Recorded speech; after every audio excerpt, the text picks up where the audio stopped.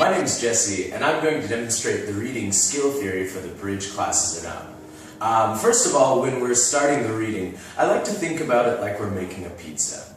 We start with the biggest part, which is, of course, the crust. Now, if we just bake the crust, that's not a real pizza, that's simply just bread. So then, of course, we have to add cheese and sauce. Now, that is a pizza, but of course, most people don't just like cheese, so they like to put on toppings. Now, I use this metaphor to describe a few different points that are in the skill theory. If we think about the crust is like the biggest part of the pizza. In other words, if we're looking at reading, the biggest part of the pizza, or the biggest part of the reading in this case, would be the topic. Now, there's different ways to find the topic.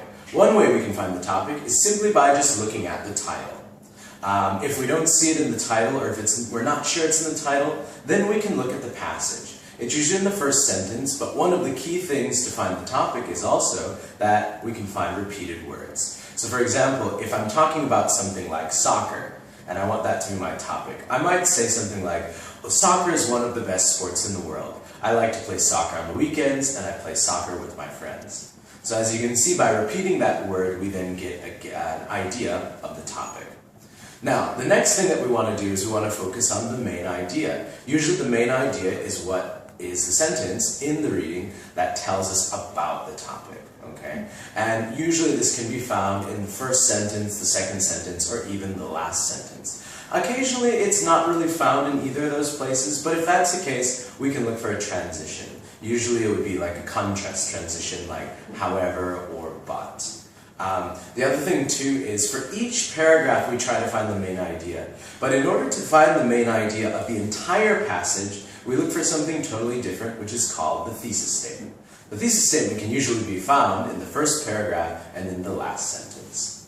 Now that we've found those things, we then move on to supporting details. Now there's two kinds of supporting details, major and minor details. And in order to find both of those, and this is actually the part where it gets a bit more difficult for a lot of students, and it can sometimes be hard to find. We look for basically two things. We look for transitions, or we might look for keywords. But most importantly, supporting details, they generally support the main idea.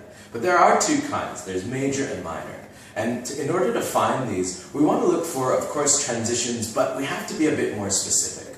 When we see repeated transitions in the reading passage, we can then go to something called the pattern of organization.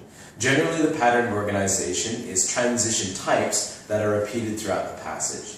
If we can find the pattern of organization, then we can usually find at least major details. Anything else beyond that would be maybe minor details.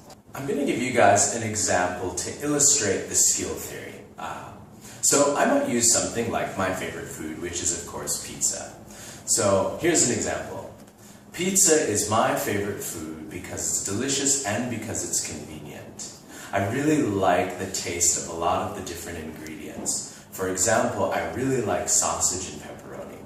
Also, it's really convenient. For example, I can order it to my house.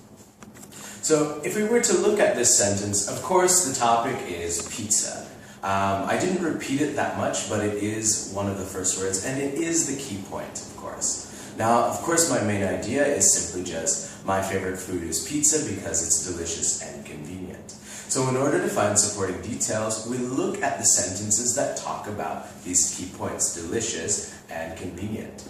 If you were to look at the next sentence, I mentioned that, of course, in this next sentence, that I like to eat a lot of different ingredients. Now that, in this case, would be a major detail, whereas a minor detail would be the example, pepperoni and sausage. Those would be a couple of examples. I also mentioned that it was convenient. I used the transition also, which then, of course, sometimes gives us a main idea, but usually can also give us a major detail.